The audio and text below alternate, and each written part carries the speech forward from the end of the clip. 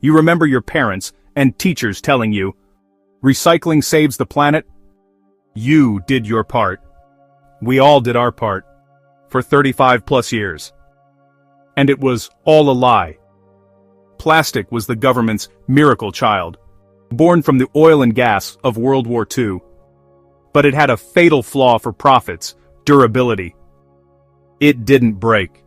People reused it. That was bad for big plastic, the oil and gas giants who make this crap. Who knew the whole time that recycling plastic at scale was economically impossible? They said it in their own internal memos back in the 1970s. Serious doubt it can ever be made viable. But they didn't care. They needed you to keep buying more single-use junk, so they could keep pumping oil and gas into virgin plastic. So they sold you the biggest con in environmental history. Step 1. Deflect blame. In the 1950s, states started threatening bans on disposable bottles. So Coke, Pepsi, and the packaging cartel created Keep America Beautiful, their own front group. Their message: you are the problem. Then came the iconic Crying Indian ad in 1971. A teary-eyed, fake Native American, yeah, the actor was Italian, shaming you for littering. Not the companies flooding the world with non-returnable trash, but you. It worked to some extent, as public outrage shifted from manufacturers to irresponsible individuals. But people were still asking tough questions. So they needed a bigger lie. One that would make people feel good about throwing plastic away. Step 2. The ultimate deception symbol. They created a symbol, almost identical to the recycling logo. They called it the resin identification code. Those little triangles with numbers you see on the bottom of every container. This was not a recycling symbol. It was a coding system for the type of plastic. Its sole purpose was to trick you, to make you see that triangle, assume it was recyclable, and buy and discard with a clean conscience. The industry itself admits these codes are not recycle symbols. They're just resin types. But they lobbied states to require them on packaging anyway.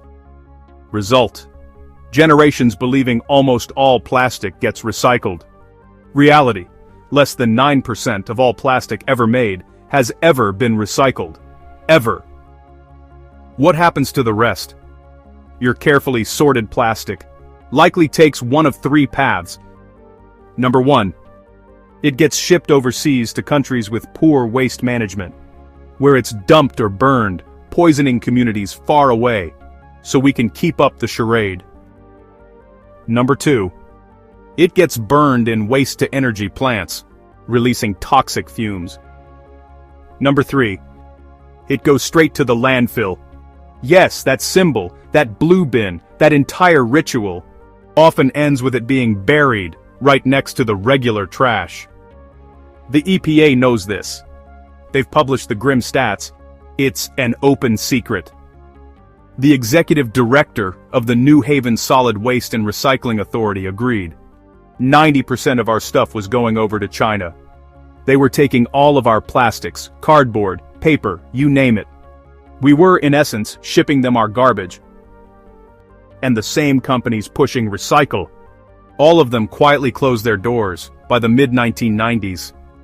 Yes, 100% shut down within a few years of launching. But only after they used the publicity to sell cities and states on the program. Why were they shutting down? Because recycling plastic was, and is, a financial black hole. They even admitted it. Larry Thomas, ex-president of the Plastics Industry Association, said, "If the public thinks recycling is working, then they are not going to be as concerned about the environment." This wasn't incompetence. This was fraud. For over 30 years, they made you feel guilty for the mess they created, while they doubled down on producing billions more tons of a product they knew would never be recycled. So next time you see that little triangle on the bottom of a bottle, remember, it's not a promise. It's a lie stamped by big oil. We weren't lazy. We were lied to. Now spread this. Peel the label off the scam. And demand real change, less production, real reusables, and accountability for the liars who sold us this nightmare.